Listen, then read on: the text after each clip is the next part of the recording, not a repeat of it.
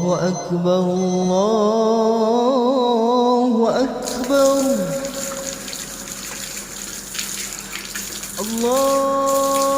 Pagi ini, الله seperti biasa, aku menjalani hari-hariku. Terdengar suara adzan subuh dari rumahku, rumah kontrakanku tepatnya. Aku rapikan baju sekolah yang dipakai kedua anakku, sambil dalam hati kudoakan menjadi anak yang penuh dengan kejujuran dalam hidupnya.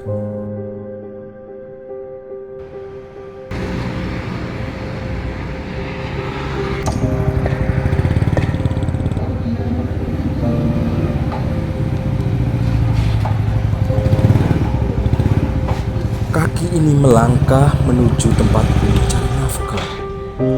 Ya, di Pengadilan Negeri Sukoharjo dengan jabatan sebagai hakim yang kata orang-orang adalah wakil Tuhan.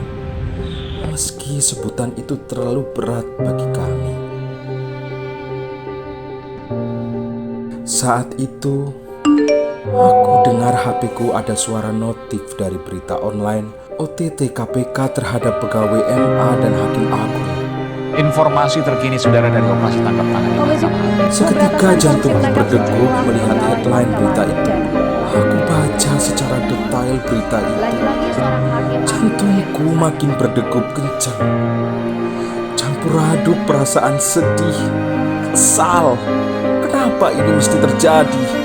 Di saat kami yang di bawah mulai membangun citra positif untuk menumbuhkan kepercayaan masyarakat terhadap lembaga peradilan. Di saat kami berusaha mewujudkan zona integritas yang sesungguhnya, bukan hanya di atas kertas. Kenapa? Kenapa ini mesti terjadi? Tapi langkahku takkan surut.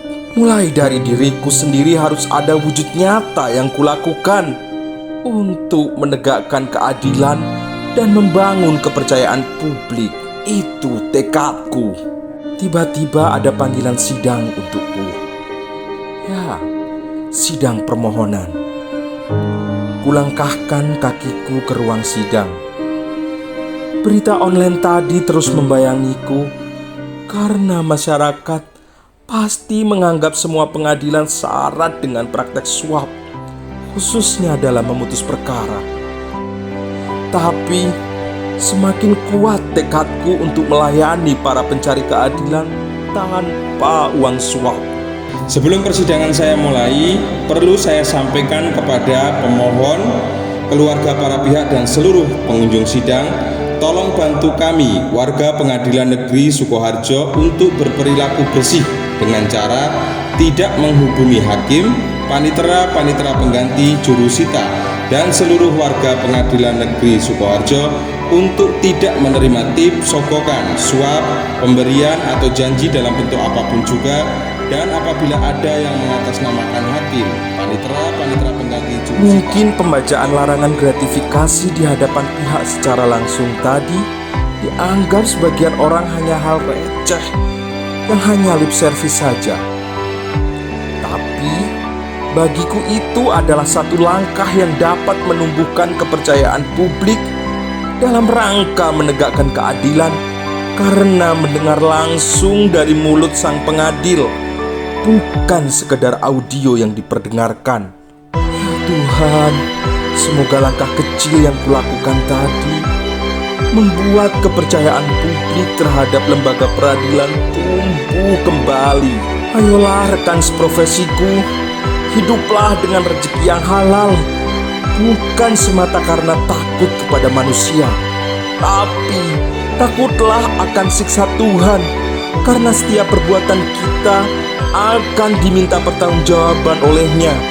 Bukankah putusan yang kita jatuhkan berawal dari kalimat demi keadilan berdasarkan ketuhanan yang Maha Esa? Selamat ulang tahun IKAHI.